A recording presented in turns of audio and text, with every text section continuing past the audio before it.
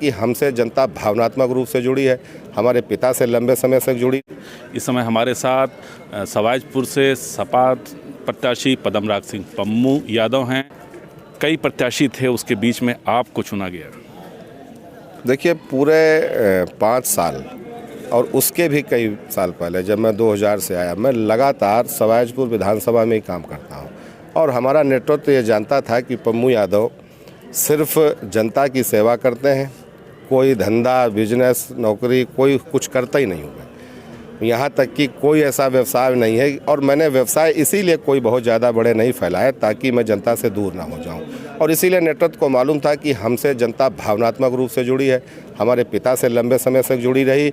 और जब मैं विपक्ष में भी होता हूँ तो अपने लोगों के मान सम्मान की लड़ाई जिस स्तर पर लड़ता हूँ, ये आप लोगों से बेहतर कोई जान नहीं सकता है। यहाँ के अधिकारी, सरकारी कर्मचारी। कटियारी में एक अर्जुन पुल की एक बहुत लंबे अरसे से मांग चली आ रही थी, लोग बहुत परेशान थे, वो स्वीकृत हुआ, बनना भी शुरू हुआ।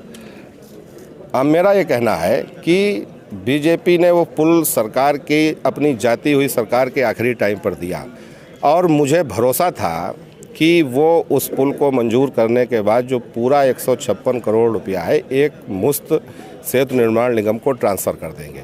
चूँकि 2017 की जब हमारी सरकार थी तो हमने भी एक पुल दिया था 110 करोड़ का, और एक झटके में पूरा पैसा कि भविष्य में सरकार आए या ना आए, लेकिन उस पुल का निर्माण बाधित नहीं होना चाहिए। बीजेपी ने केवल दिखावा किया है, मात्र 33 करोड़ रुपया दिया है। अब उसके आगे सरकार किसकी बनेगी ये तो समय जानेगा, भविष्य जानेगा। हालांकि हम मानते हैं कि हमारी सरकार बनेगी, और सरकार बनेगी, और मैं ये वादा भी उस क्षेत्र की जनता से करता हूँ कि आपके पुल के निर्माण में कोई रोक नहीं लगेगी। कई जगह हमारे यहाँ लोग कह रहे हैं कि अगर सरकार नहीं बनी तो पम्मू यादव इस पुल को फिर उठा के कहीं इधर उधर लिए जाएंगे। हमारे ऊपर एक बार आरोप लगा था कि बेड़ी जोर पुल उठा के ले गए। भाई, उस समय हमें जहां ज़रूरत समझी, जहां ज़्यादा ज़रूरत समझ में आई, मैंने वहां बनवाने का काम हम और हमारी सांसद उषा वर्मा जी ने उस पुल को लाए थे।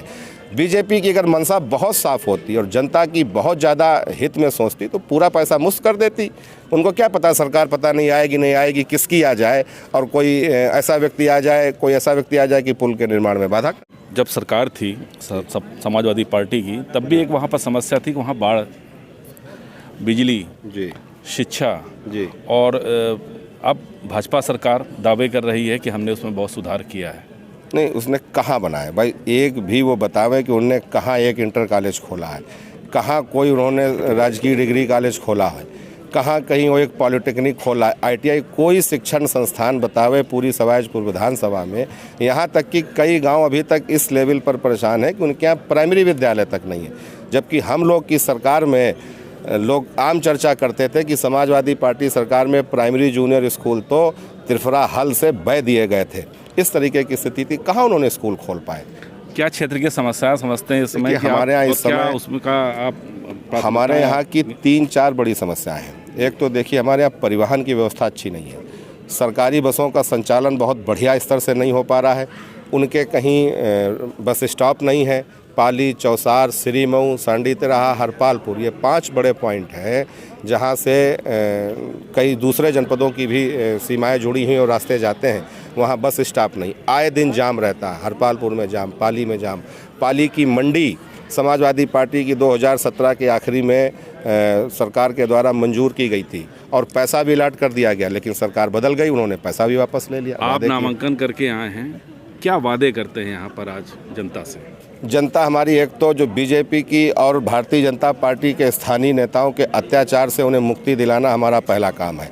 जिस तरीके से थानों तहसील में शोषण हुआ है, उनके छोटे छोटे नेताओं और छुड़भैया गुंडों ने जिस तरीके से आम जनता को प्रताड़ित किया है, उससे मुक्त कराने का काम करेंगे। लोकतंत्र की उन्होंने सारे छोटे चुनाव में, पंचायत चुनाव में लोकतंत्र की हत्या की, ऐसा पूर्व की सरकारों में भी कभी नहीं हुआ।